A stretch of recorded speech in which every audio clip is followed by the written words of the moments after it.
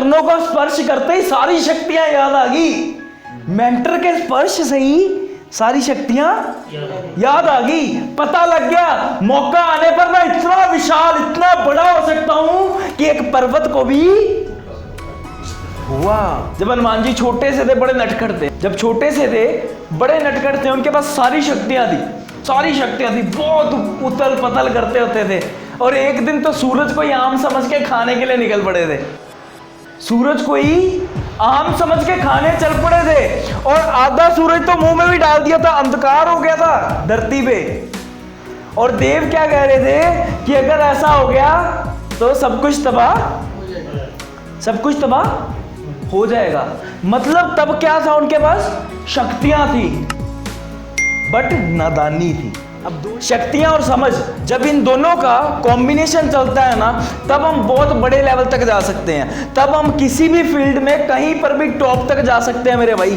दो चीजों की चीज है यहां पर, शक्तियों का और समझ का। समझ होगी अगर उस टाइम पर वो बड़े होते, हनुमान जी बड़े होते तो समझदार होते, उन्हें पता होता कि ये सूर्य है ना, तो ये आम नहीं है, ये स्वाद नहीं होगा, ये खाने का नहीं होगा, इससे पूरी दुनिया रोशन हो रही है। समझ नहीं थी, पर शक्तियां अपार शक्तियां थी, अपार शक्तियां थी। समझ नहीं थी तो ये नहीं पता था किस शक्ति को किस जगह पर इस्तेमाल करना है। सही टाइम पर सही इस्तेमाल किया जाएगा तो ज्यादा मजा आएगा, राइट। हुआ क्या, देवों ने एक निर्णय लिया। देवों ने कहा कि अगर ऐसा चलता रहा तो ये कल को पता नहीं क्या करेगा, धरती को ही खा जाएगा, है ना, कल को पता नहीं क्या करेगा। तो देवों ने एक डिसीजन लिया, एक उनको श्राप दिलवा दिया ऋषि मुनि जी से कि क्या होगा भाई साहब, आप अपनी सभी शक्तियां भूल जाओगे। और हुआ भी वैसा ही। आप में से कोई भी लोग ऐसा हो सकता है, शायद वो कहते हैं ना दिल तो बच्चा है जी, है ना, हो सकता है किसी के अंदर ना बाहर से समझदार है पर अंदर से समझ नहीं है। अंदर से ये है, मैं क्यों सीखूं, मैं क्यों पढ़ूं, मुझे तो सब पता है, मुझे सब आता है, मैं क्या करूंगा सीख के, है ना। वो डीठ बच्चा जो होता है अंदर वाला, वो जिंदा है, मतलब उसके पास यहाँ पर समझ नहीं है पर उसके पास शक्तियां हैं। समझ होगी और शक्तियां होंगी तभी बेनिफिट हो पाएगा, नहीं तो कोई भी फायदा नहीं होगा। क्या हुआ, श्राप मिला, श्राप मिलने के बाद ही सभी शक्तियां भूल गए। और भूल के क्या हुआ, एक आम जिंदगी, पता ही नहीं था कब क्या हो जाएगा। हनुमान जी चल रहे हैं, भर्ती कहां पर हुए, वानर सेना के अंदर जाके।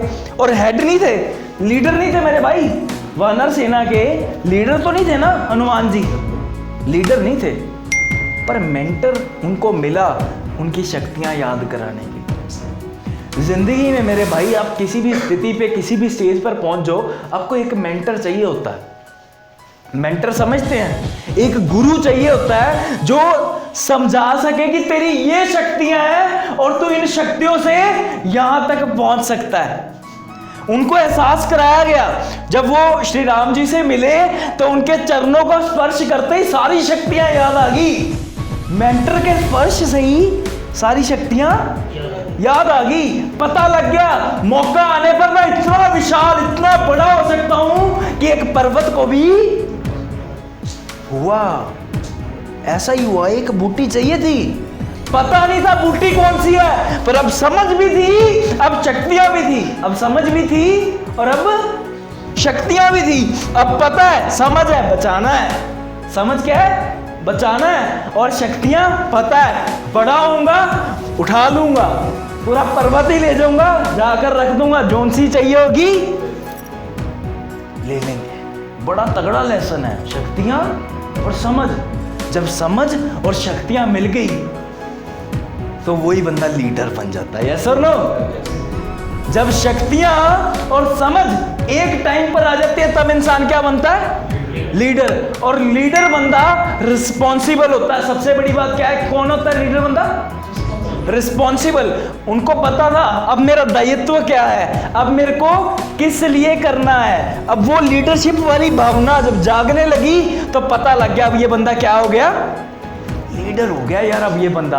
और लीडर बंदा ऑनर होता है अपने काम का, अपनी कामयाबी का, अपनी नाकामयाबी का।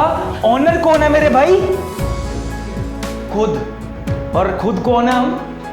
क्या मानते हैं अपने आप को? क्या मानते हैं? दो ही तरह के बंदे हैं भाई। एक वर्कर है, इसकी सोच भी वर्कर जैसी, इसकी आवाज भी वर्कर जैसी, और इसकी जो एनर्जी है ना वो भी। पर ये कैसा होता है जिसकी आवाज भी लीडर जैसी, नॉलेज भी लीडर जैसी, काम भी लीडर जैसा, और एनर्जी भी कैसी? लीडर जैसी।